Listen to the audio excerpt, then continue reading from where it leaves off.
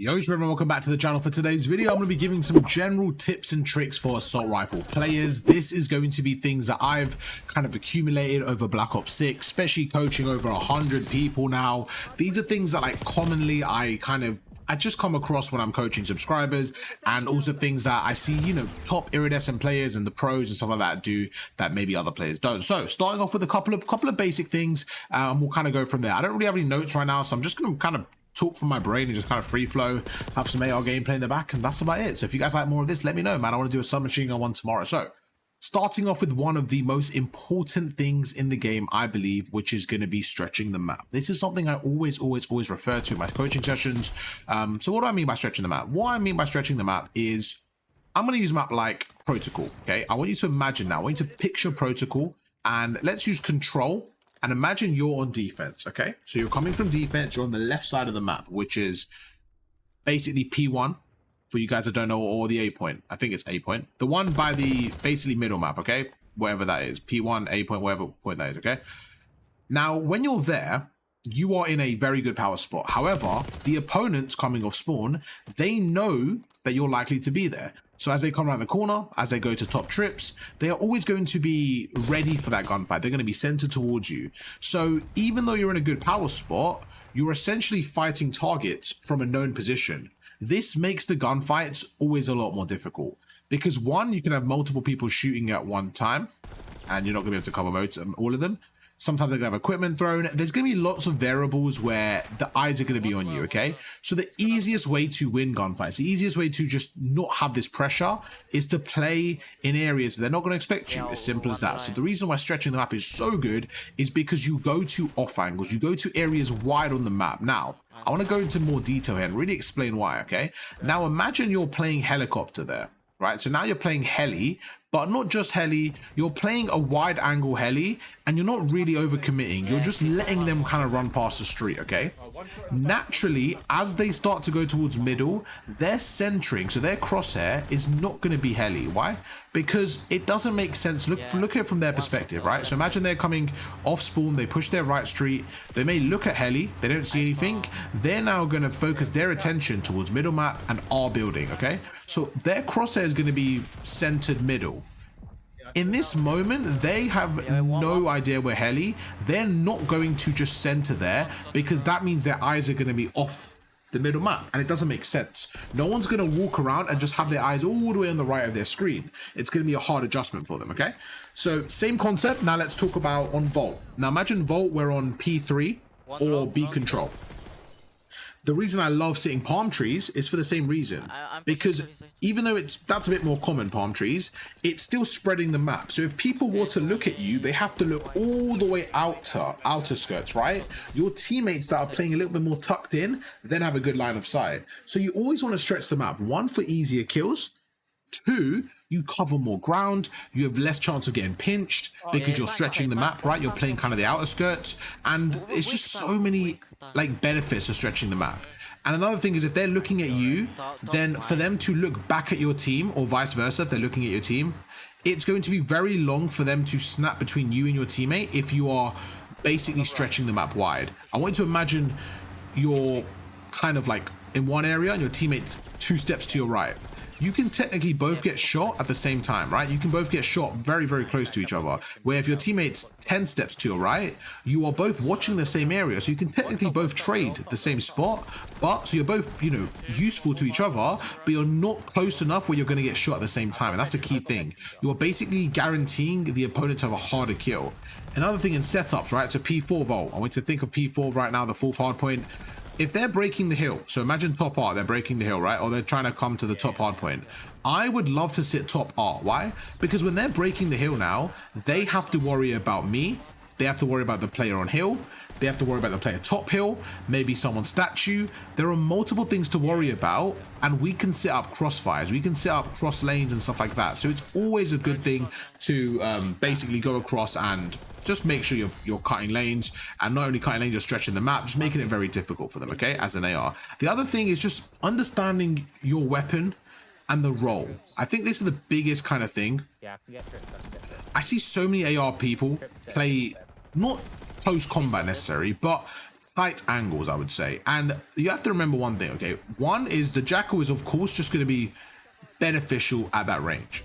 I think people forget with an AR that it's an AR sometimes. I know it sounds crazy, and I've coached so many good players, diamond players, crim players, and I don't mind you sometimes going in close areas for trading or certain scenarios, right?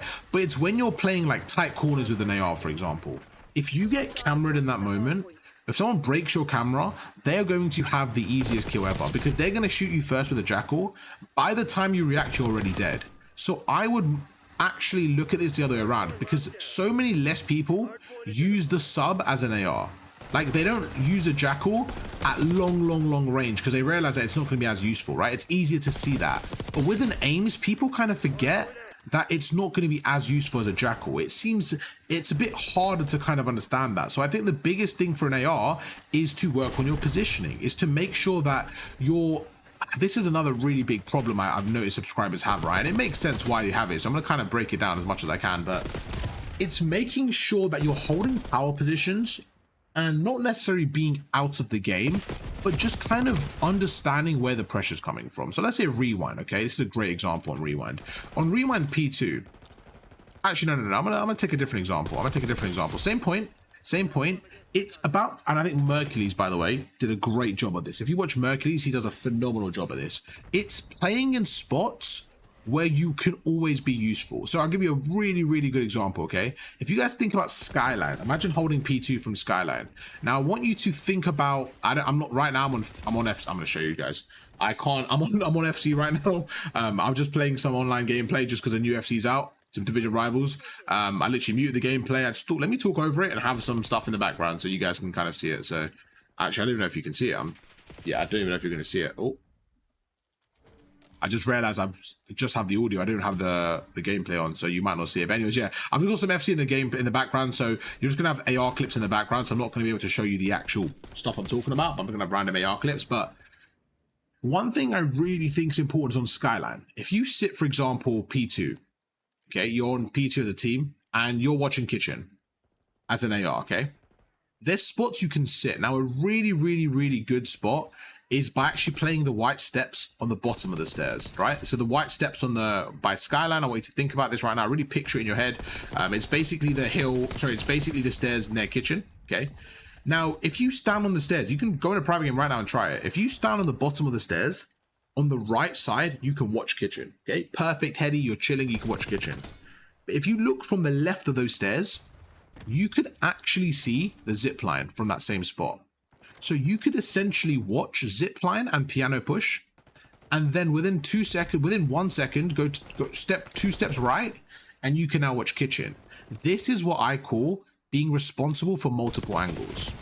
Now you have your main angle. So your main angle, let's say you're responsible for Kitchen, a really good skill that I personally think I do a good job in, and I'm trying to help subscribers get better. I'm not saying I'm perfect at it, but it's definitely a benefit for me that I think I can do this.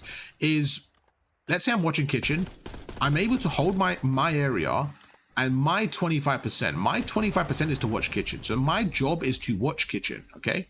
Now let's just say I'm playing with a teammate and his job is to watch piano.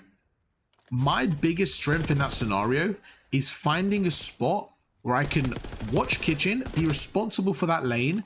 If he needs help now, I'm able to help him instantly without giving up my Kitchen area.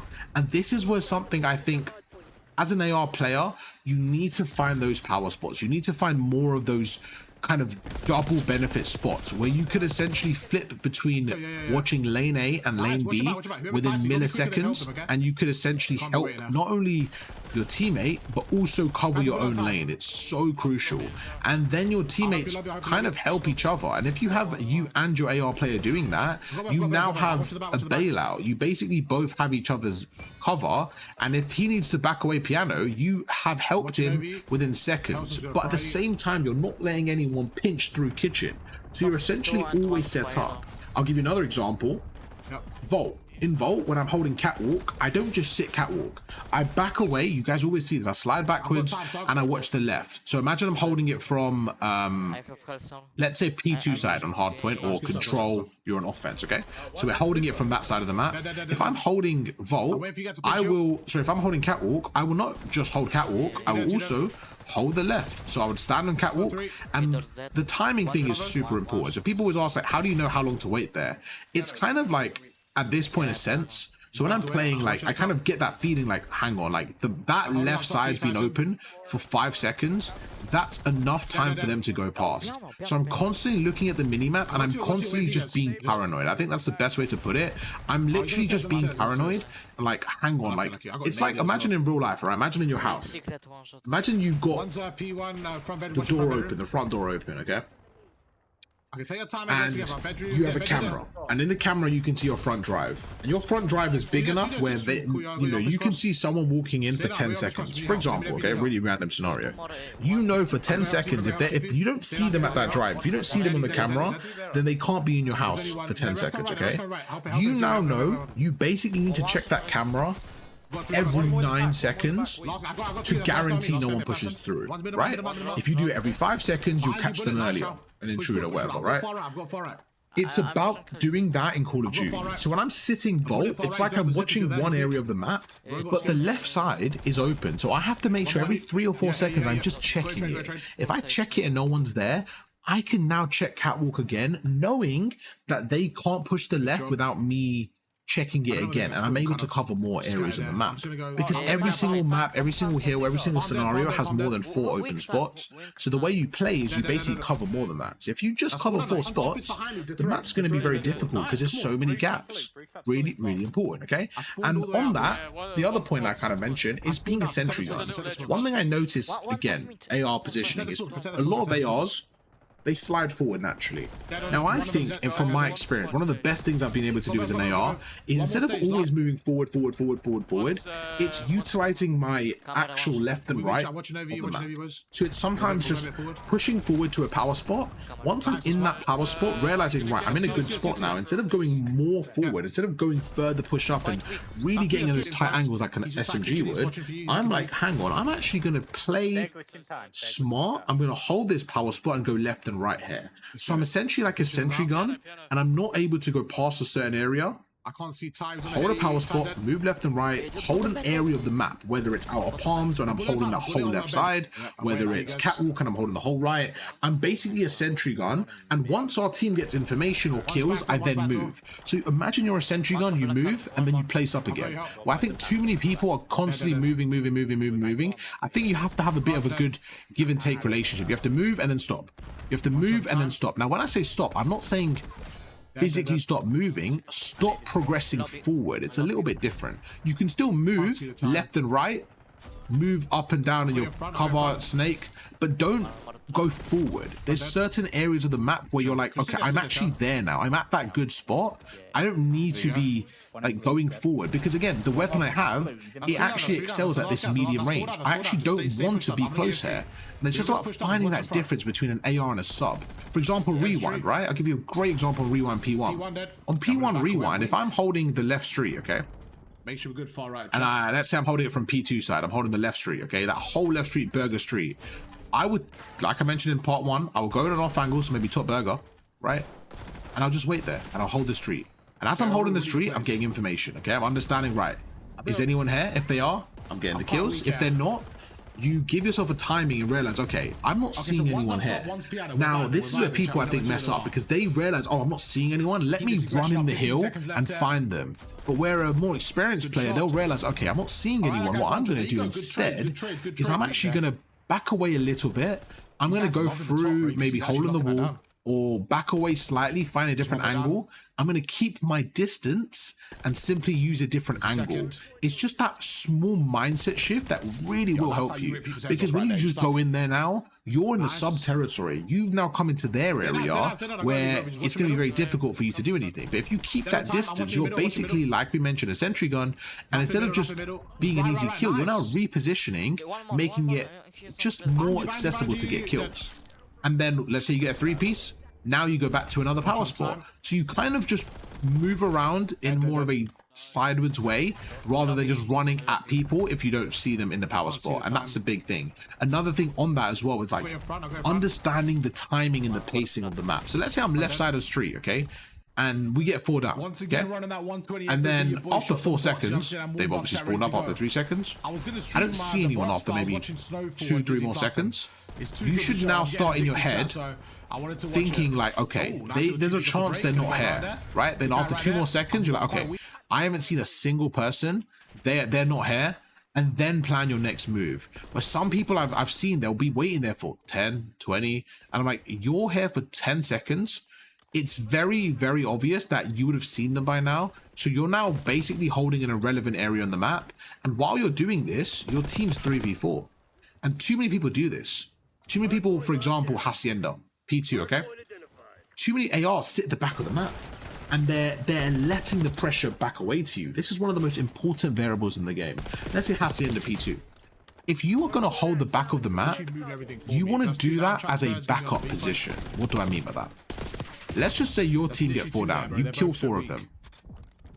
There is no need for you to be at the very back of the map on P2. Why? Because you're basically letting them cross to well. Well's the left side of the map. You're letting them cross well. You're letting them cross lobby before you see them. So what you're saying is my default position is going to be at the very back of the map. Okay? What you actually want to do is you want to kind of actually flip it. You want to push them as far back as possible. So you actually want to be pushed up a little bit. You still want to be at the back of the map, but not the very, very back. You want to be closer to well, closer to lobby, because you know that they are going to push through those cuts. You want to be able to have access to that. And too many people are scared of like, oh, what if I lose spawns? It doesn't work like that. If you're sitting back lobby, right, with an AR, like you're still at the back, you're going to still block those spawns. You don't have to be at the very, very, very back. Okay? Now, this is very important, so please pay attention there, because this is the one time you do want to be at the back. Let's just say your teammates now start to die, and the opponents are breaking through. You now need to realize, hang on, okay. My teammates are dead. We don't have that setup anymore. I'm now going to protect my spawns. Our goal has changed. You're no longer trying to be in that luxury position where we're kind of being aggressive and backing them away and being annoying. We're actually now trying to protect our spawns. So when your teammates are getting shot and you have to protect the spawns, you then can back away. This is why it's called a backup spot. We basically go here as a reserve. It's a reserve spot. It's not our main spot. It's a great reserve spot. It's a great spot to soak some pressure and have that extra, line of defense. But it's not somewhere we want to rely on. I want you to think of any sport you watch. Let's just I'm gonna use basketball because it's a simple one to use, because I think more people probably watch it or know about it. Imagine in basketball, just logically, okay?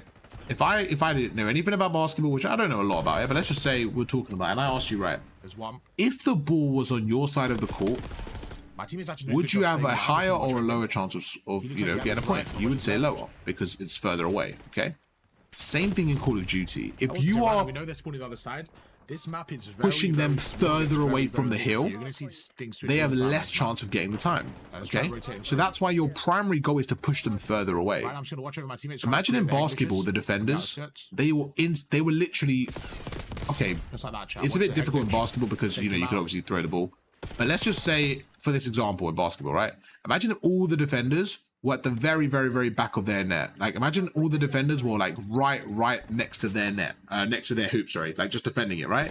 You're allowing the opponents to push further up the court.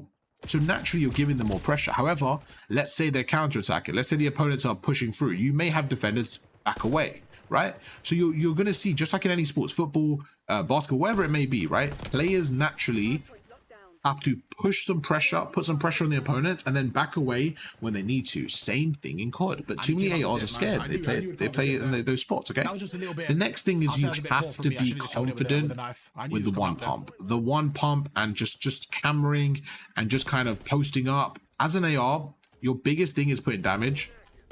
I see too many ARs stand still with head glitches and just get beamed off. And this is another massive thing. I sometimes say I'm coaching a platinum, right? They go top Lambo, and it's like, you're in the spot, by the way. You're in the great spot. You're doing everything perfectly. The problem isn't getting to Lambo on P2. It's what you do once you're there. For example, I'll come from rock, and I've done this in sessions, and I've 360 slide cancelled and ripped someone's head off Lambo when I'm coaching them, right? Now, this isn't a flex to me. This is to show you the lack of defense, and defense is something I always encourage you to work on. If you're gonna, let's just say a diamond versus an iridescent, okay? Most people look at the offense. Oh, I can gun him. Okay. You're not likely to have higher gun skill than that rank. That's absolutely fine, okay? And if you think you are, you're being naive. I want you to think about it this way. Imagine a silver player is thinking the same way about you. Now I'm gonna, reverse this a little bit to make it easier. Imagine you're a diamond, right? Whatever rank you are right now, I want you to think of two scenarios. One is you are playing someone 3 ranks below you. So let's just use a diamond, as most players are diamond level. If you're diamond right now, I want you to imagine you're playing a low gold player, okay? A gold 1, for example. That's a great shot. There's one more. And he is going to chow you on a head glitch. You're both going to go on a head glitch. Teammate, take him out, please. You know, if he posts up and you post up and you don't have a fight, you're probably going to win that fight.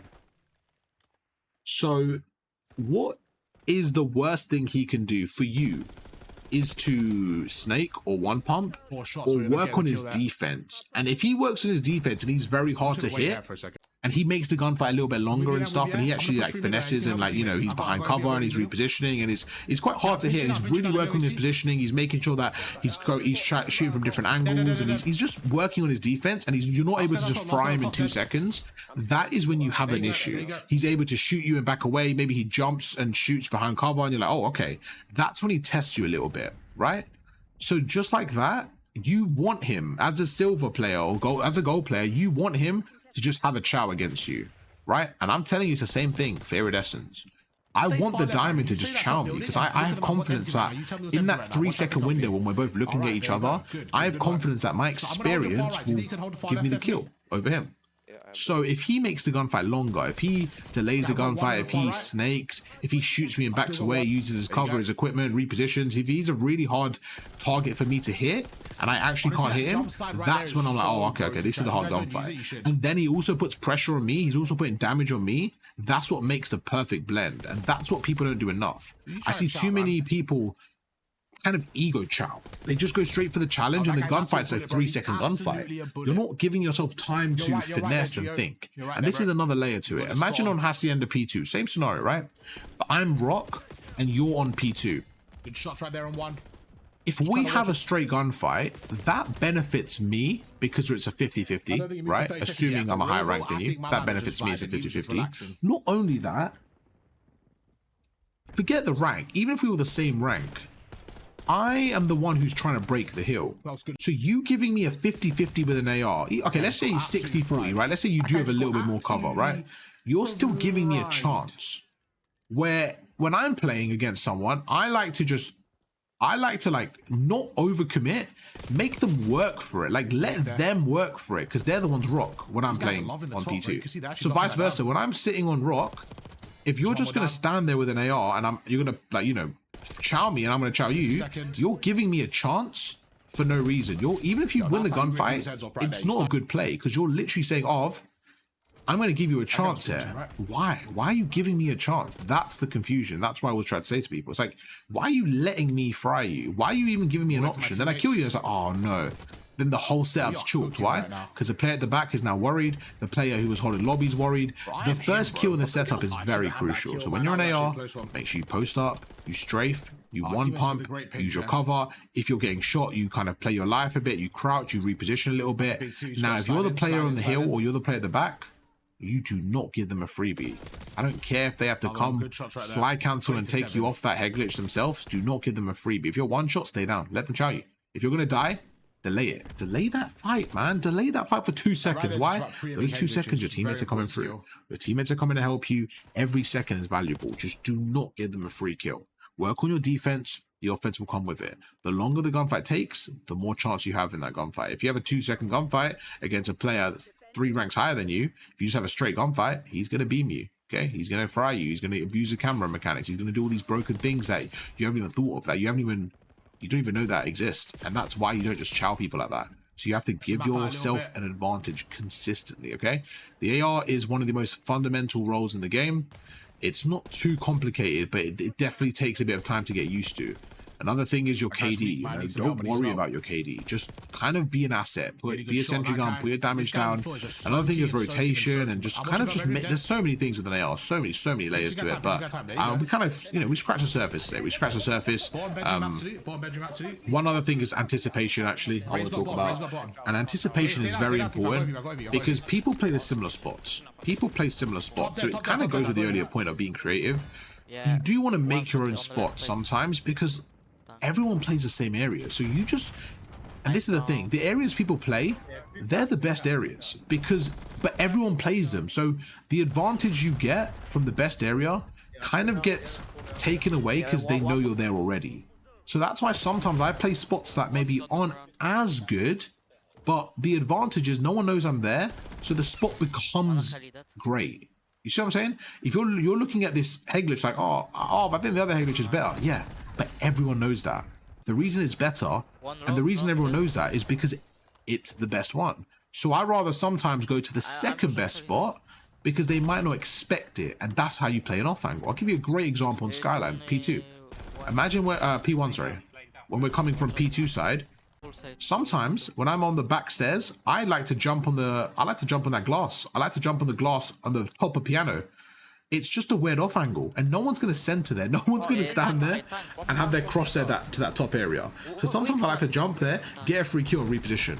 Or instead of playing on the head glitch on piano, I might play, there's a little, I forgot what it is, but just in front, there's like a little, I think it's actually another instrument, just in front of that next to gym and stuff like that. Or sometimes in the hill, I might play it on the hot tub. Like just different things that you just want to sometimes mix it up because even if the spot's not as good, the unpredictability makes it better.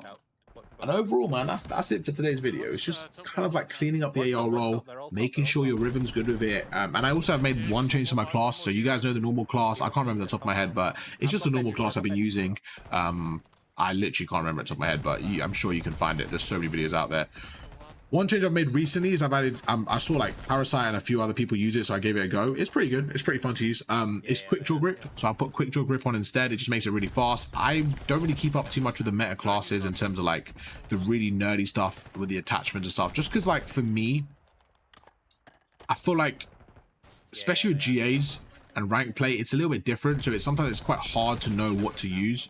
So I kind of use what I'm comfortable with as long as it's a viable option. Like I'm not going to use some rogue stuff. I'm going to use like one of the pro builds that I see and I use and I like, and sometimes I start tweaking a bit as well if I really think about it, so I don't like to do that. So I was fairly consistent with the build this year. Once I find something that works, like for example the infiltrator stock or the ergonomic grip, I just use it most of the time, you know. But I did switch to the quick draw grip recently and it's pretty good. It's pretty good, so give it a go. Besides that, everything's the same. And yeah, hope you guys enjoyed the video. I'll probably make a similar video tomorrow for the Jackal, just because those are the two main weapons, two main roles. And then as we go into Black Ops 7, you guys let me know what you want to see. This channel, I'm going to do way more edited videos like this, where we just talk about topics, specific topics.